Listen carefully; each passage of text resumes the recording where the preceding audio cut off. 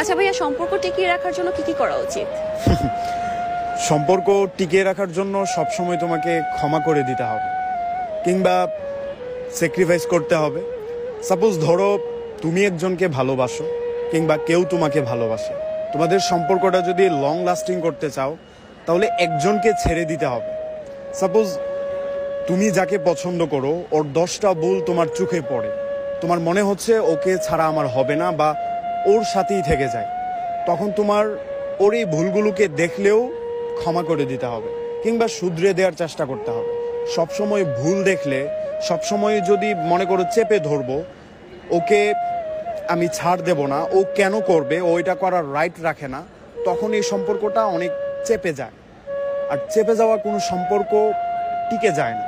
তুমি যখন টিকাতে চাবা একটা সম্পর্ক, তোমার যখন মনে হবে যে না, আমরা একসাথে ভালো করতে পারবো, ভালো থাকতে পারবো, ইন ফিউচার আমরা অনেক ভালো জায়গায় থাকবো, তখন আমার মনে হয় সম্পর্কটাকে টিকিয়ে রাখার জন্য তোমার এই ছোট ছোট ভুলগুলোকে ছেড়ে দেওয়া উচিত। ছোট ছোট ব্যাপারে তোমার একটু কম্প্রোমাইজ করা উচিত। বেশিরভাগ ক্ষেত্রে হয় কি, মেয়েরা বুঝতে চায় না।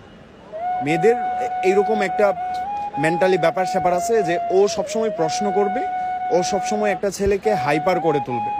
ওর কাজই হচ্ছে, হ্যাঁ এটা মেয়েদের স্বভাব, যে আমি ছাড় দেব না, আমি এই জায়গাটাতে কম্প্রোমাইজ করব না। কিন্তু এই যে না করতে পারার যে একটা ব্যাপার, এই জিনিসটা ওকে একা করে দেয়।